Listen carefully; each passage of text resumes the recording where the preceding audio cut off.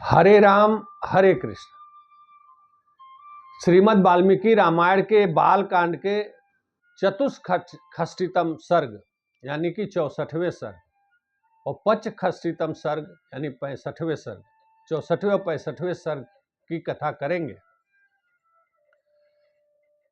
महर्षि विश्वामित्र राम और लक्ष्मण को लेकर के जनकपुर में हैं और राजा जनक के पुरोहित सतानंद जी श्री राम से विश्वामित्र जी के जीवन गाथा को बता रहे हैं, जीवन के बारे में बता रहे हैं। सतानंद जी कहते हैं, हे श्री राम, जब मेनका को त्याग करके और विश्वामित्र जी हिमालय में आकर के घोर 1000 वर्षों तक घोर तपस्या की तो इन्हें महर्षि का पदवी ब्रह्मा जी ने दिया।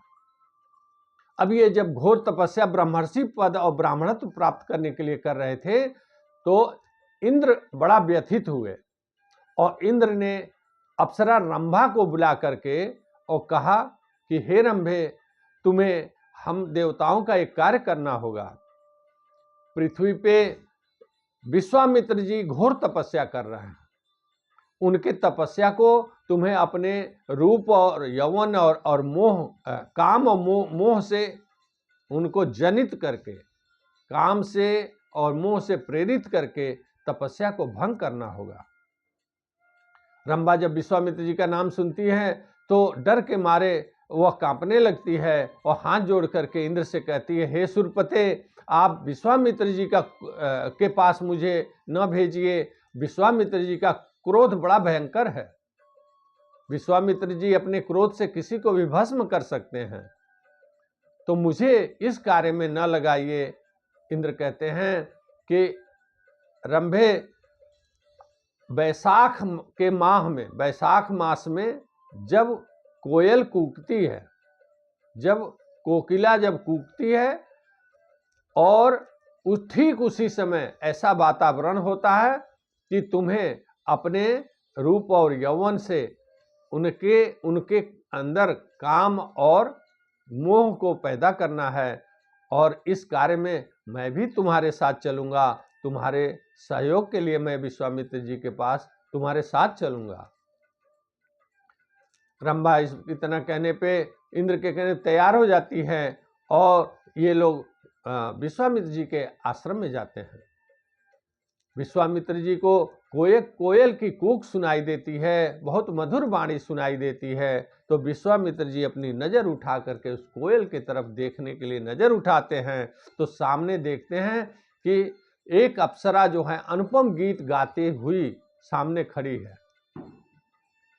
विश्वामित्र जी उसको देख करके और कहते हैं कि अप्सरा, लगता है इंद्र ने मेरी तपस्या को भंग करने के लिए कुत्सित प्रयास किया है, यह अभी ऐसा नहीं होगा। मैंने अपने ब्राह्मणत्व को प्राप्त करने के लिए और ब्रह्मर्षि बनने के लिए घोर तपस्या का निश्चय किया है। मैं अपने इस तप को किसी को अपहरण करने नहीं दूंगा।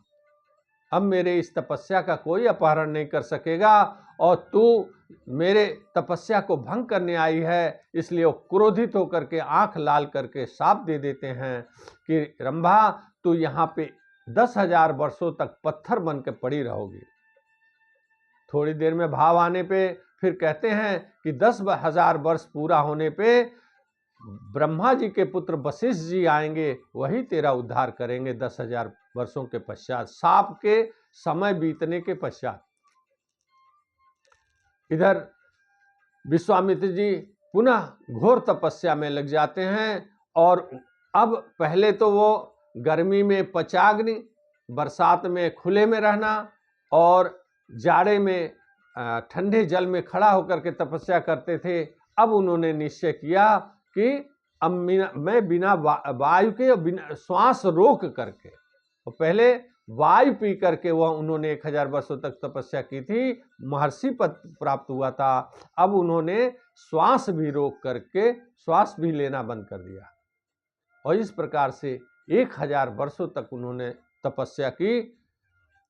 1000 वर्ष पूरा होने पे उन्हें अपने ध्यान को छोड़ करके अब वह उन्हें भूख और प्यास लगती है।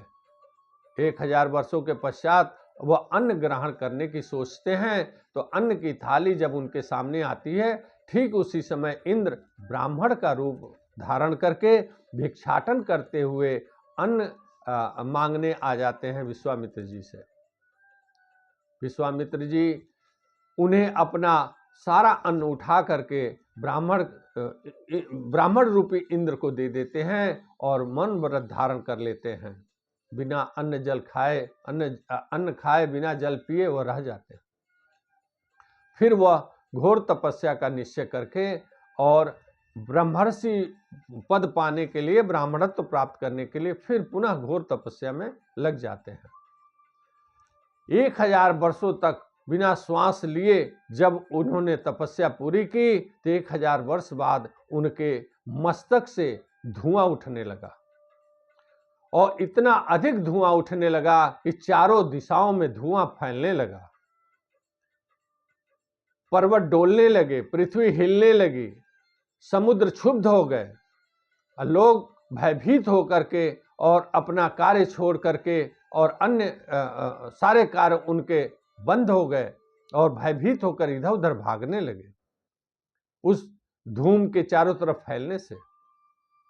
सभी देवता एकत्र होकर के ब्रह्मा जी के पास जाते हैं और कहते हैं, हे भगवान, विश्वामित्र जी ने जो घोर तपस्या कर रखी है, उससे चारों तरफ धुआं फैल गया है और चारों तरफ पृथ्वी डोल रही है, पर्वत डोल रहे हैं, समुद्र क्षुब्ध हो गया है, लोग भयभीत हो रहे हैं। हे भगवान, अगर हो सके, अगर विश्वामित्र जी को इंद्र की पदवी भी चाहिए तो उन्हें दे करके और उनको रोकिए, अन्यथा वह ब्रह्मर्षि पद पाने के लिए घोर तपस्या करते करते पूरी पृथ्वी का विनाश कर डालेंगे। ब्रह्मा जी विश्वामित्र जी के पास आते हैं और कहते हैं कि हे ब्रह्मर्षि विश्वामित्र, आपका स्वागत है, आपका कल्याण हो। अब आपको ब्रह्मर्षि की पदवी प्रदान की जाती है।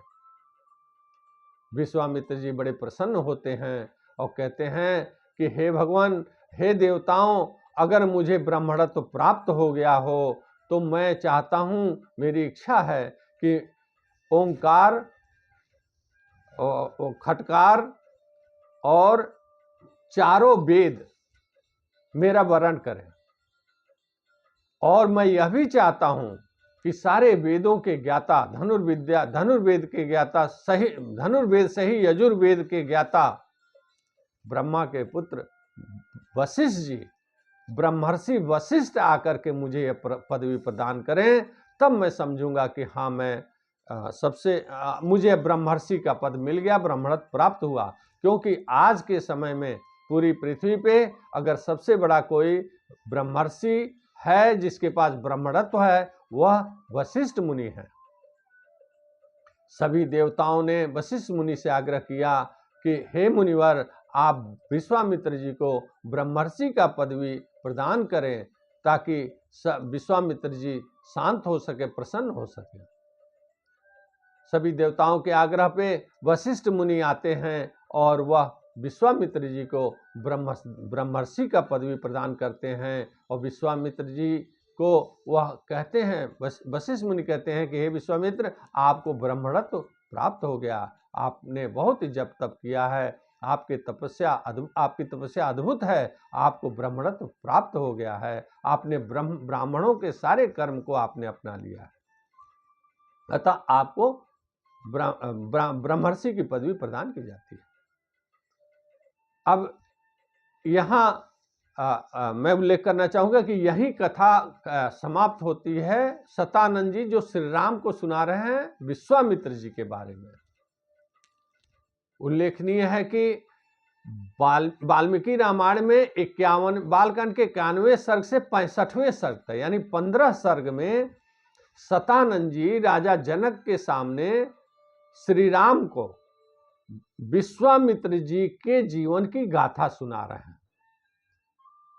अब इतनी गाथा सुनने के बाद राजा जनक हाथ जोड़ करके विश्वामित्र जी के सामने जनकपुर में खड़े हो जाते हैं और कहते हैं कि हे ब्रह्मर्षि, आपकी यह जीवन गाथा सुन करके मैं धन्य धन्य हो गया और मेरा और भी मन कर रहा है आपकी गाथा सुनता रहूं, मेरा मन तृप्त नहीं हो रहा है। लेकिन अब सायंकाल का समय हो गया है, यज्ञ का समय हो रहा है, तो ब्रह्मर्षि अगर आप आज्ञा दें तो मैं जाकर के यज्ञ को पूरा कराऊं और आप जैसा ब्रह्मर्षि मेरे जनकपुर में आया, मेरे यज्ञ में आने से हम जनकपुर की जनता, जनकपुर के लोग, नर नारी सब धन्य हो गए, कृतकृत्य हो गए।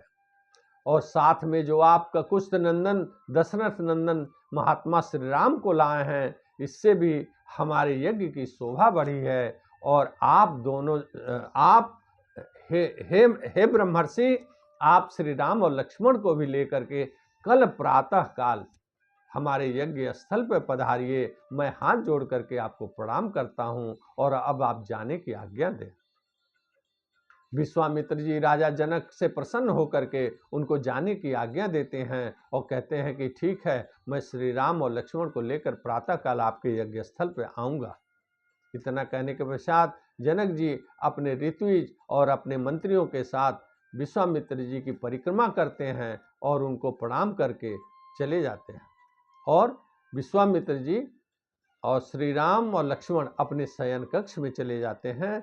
65वें सर्ग की कथा यही समाप्त होती है। और अब अगली कड़ी में हम 66वें सर्ग में राजा जनक द्वारा श्री राम को धनुष देखने और उस पर प्रत्यंचा चढ़ाने का आग्रह करते हैं, उसकी कथा करेंगे।